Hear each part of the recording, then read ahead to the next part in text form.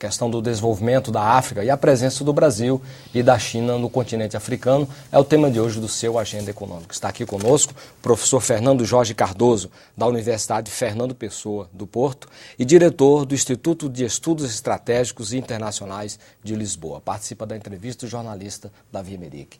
Professor, eu queria entrar agora no tema central do nosso programa, que é a presença do Brasil e da China na África. É importante a presença desses dois países para o desenvolvimento da África? Eu acho que sim.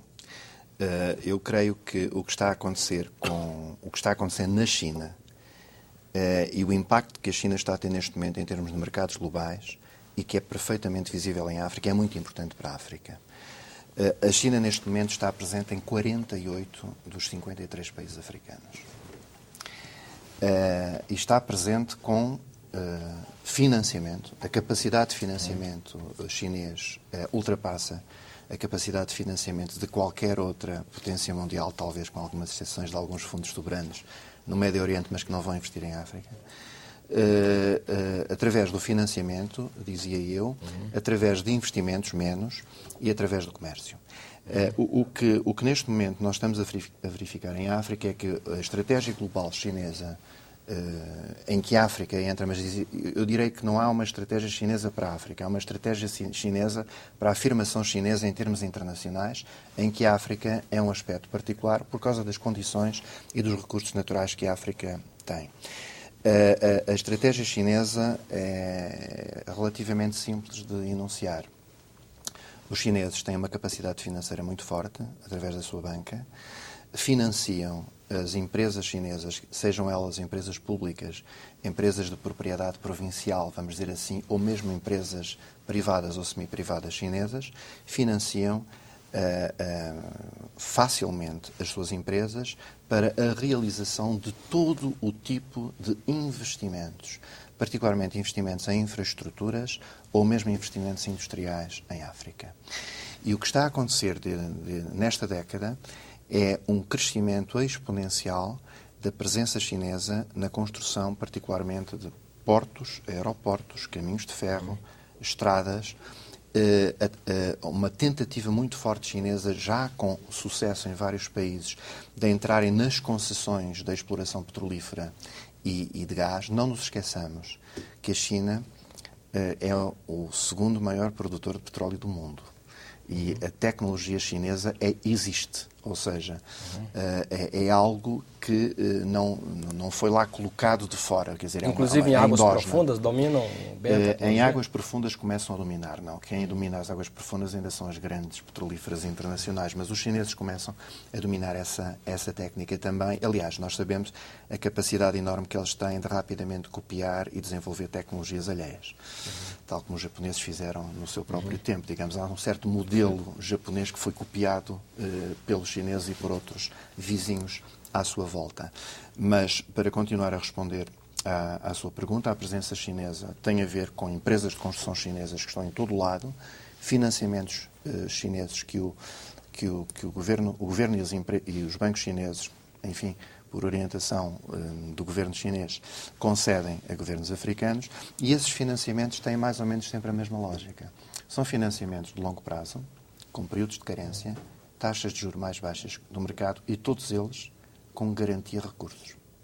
Ou seja, se tu não fores capaz de pagar, não te preocupes, porque, ok, dás-nos a concessão, ou dás-nos a terra, ou dás-nos a possibilidade de exploração de uma mina ou de outra mina. Portanto, esta metodologia é uma metodologia de sucesso que está implantada neste momento na generalidade em África. E nós devemos também tomar... Sim, em troca só de quê? Recursos naturais? O que é que o chinês tem como objeto comercial na África? É só recursos naturais? Nesta altura concreta é principalmente recursos naturais, porque o mercado africano não é, digamos, algo que vai servir aos apetites da exportação das mercadorias chinesas também. E, aliás, isto causa alguns problemas, inclusivamente, com pequenos, digamos, industriais africanos que veem, digamos, as suas produções das indústrias transformadoras a serem rapidamente suplantadas por importações chinesas que acabam com os pequenos mercados locais. Isso está a acontecer em alguns países, embora esteja nesta altura a haver algum cuidado da China com isso por causa da sua imagem. O interesse da China é, por um lado, garantir o acesso recursos que são absolutamente fundamentais para a continuidade do seu crescimento económico. Quais são esses recursos? Energéticos, desde logo. Como eu disse, petróleo e gás. A China, neste momento, está presente num conjunto de países. No Sudão, por causa do gás natural. Conseguiu, pela primeira vez, agora recentemente, entrar numa concessão petrolífera em Angola. Na Guiné Equatorial.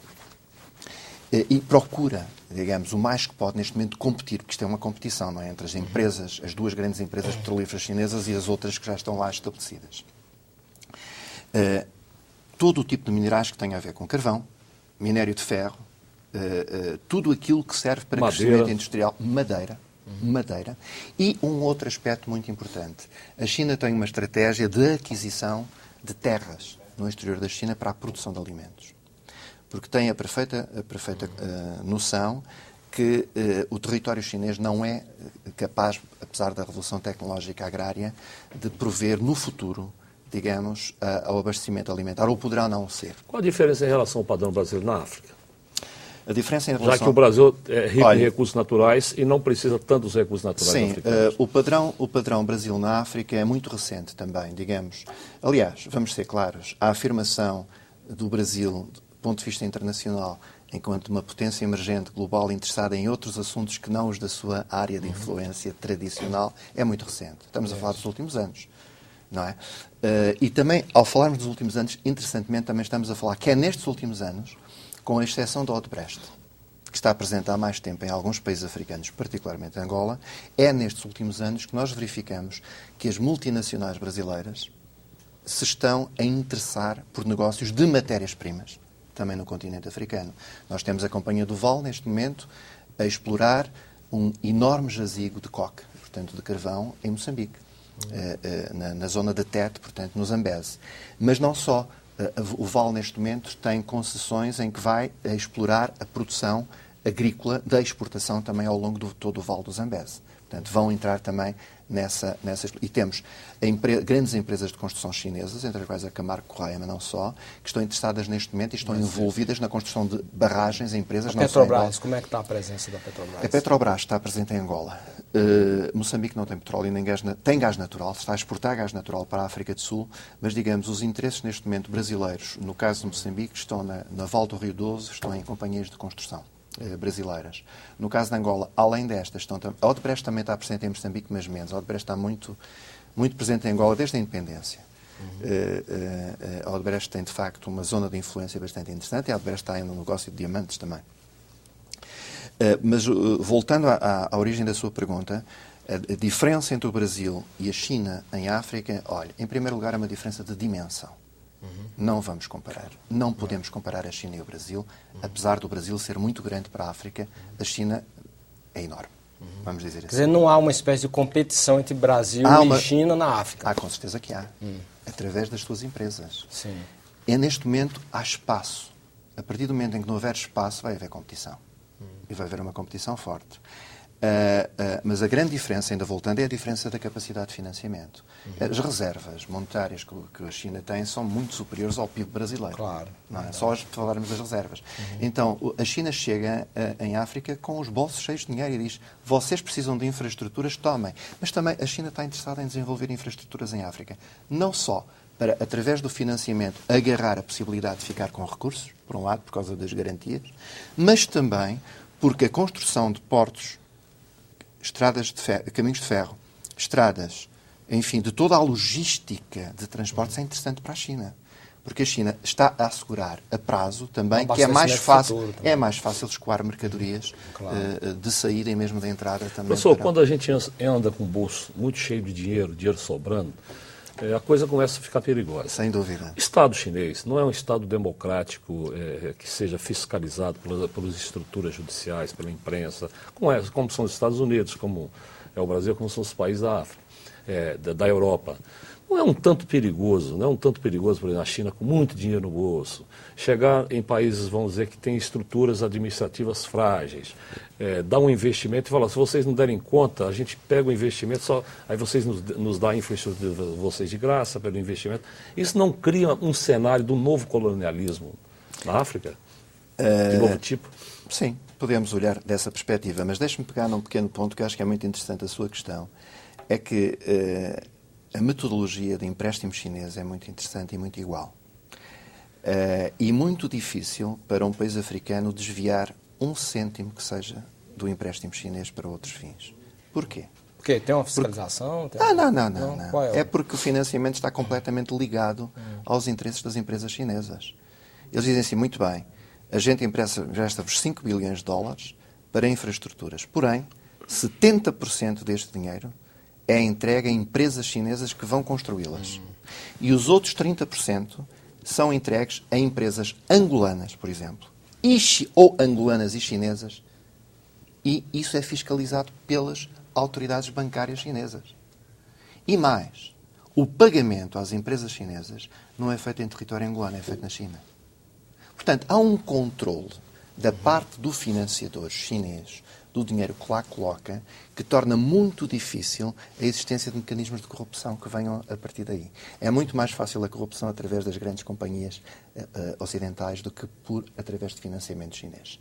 O que não quer dizer, de qualquer maneira, que não exista a segunda parte da sua questão, ou seja, um novo tipo, digamos, de colonialismo económico no continente africano. Sem dúvida, um único país, vamos transpor-nos para daqui a 20 anos, que possivelmente poderá deter milhões de hectares de território africana em vários países para produção agrícola de exportação para a China, que possa deter várias concessões que estão completamente ligadas ao desenvolvimento e ao crescimento económico da China, detém um poder que é um poder que vai, por mais que a política externa da China diga que não interfere nos assuntos de Estados independentes, vai interferir independentemente, digamos, destas retóricas bonitas. Mas isso é a vida.